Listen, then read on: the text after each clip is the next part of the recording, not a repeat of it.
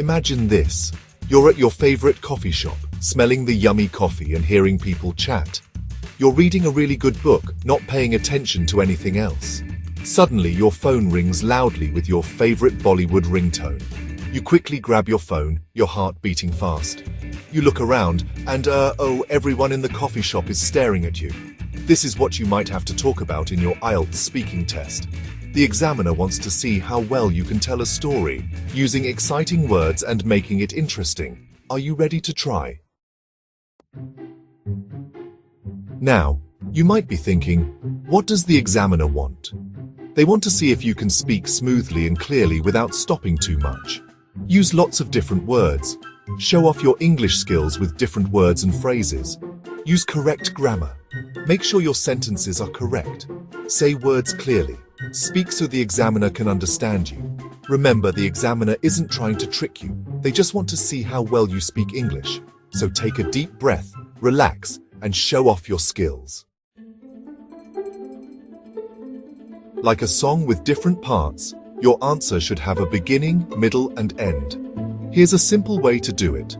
Introduction. Start by quickly saying where you were and what you were doing. Description.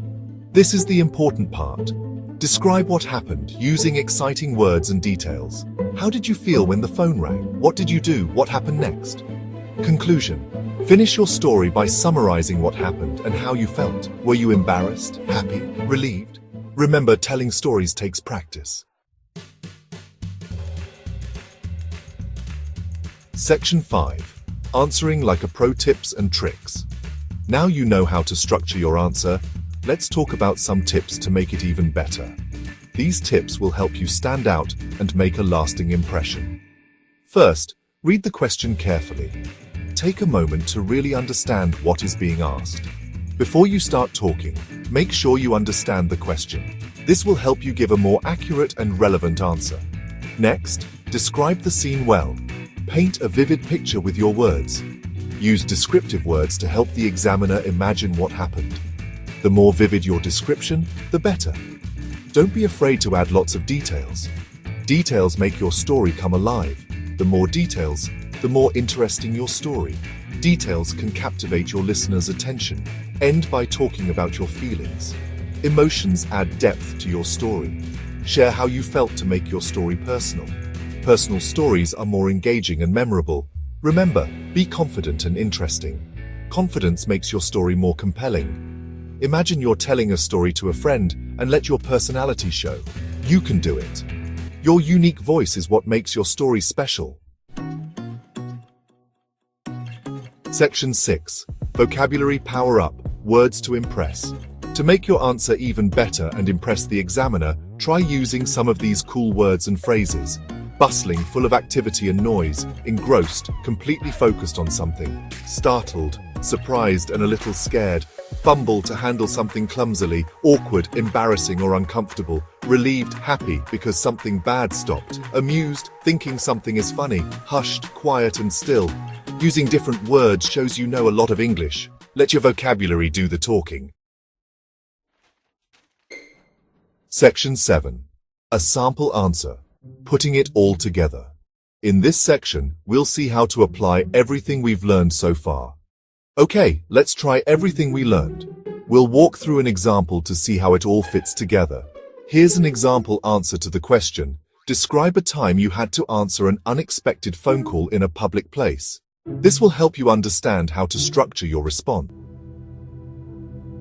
It was a hot summer afternoon. I was at the park, sitting on a bench under a shady tree. I was reading a good book and enjoying the peace and quiet. Suddenly, my phone started to ring. I looked at the screen. It was a number I didn't recognize. I hesitated for a moment. Should I answer? Curiosity got the better of me. "Hello?" I said cautiously. The voice on the other end was that of a young woman. She sounded quite flustered. She explained that she had found my phone number on a lost dog poster. Section 4. Navigating the conversation, my response. She thought I might be the owner of a cute little terrier that had gone missing. I quickly told her that I didn't own a dog. However, I offered to take a look around the park for the lost pup. She sounded so relieved and grateful for my help. Section 5. Reflecting on the encounter, my feelings.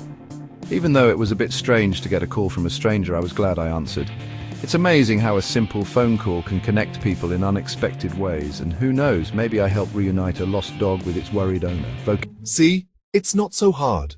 With practice, you can handle any unexpected situation with confidence. Section 8. Conclusion. Practice makes perfect. Congratulations!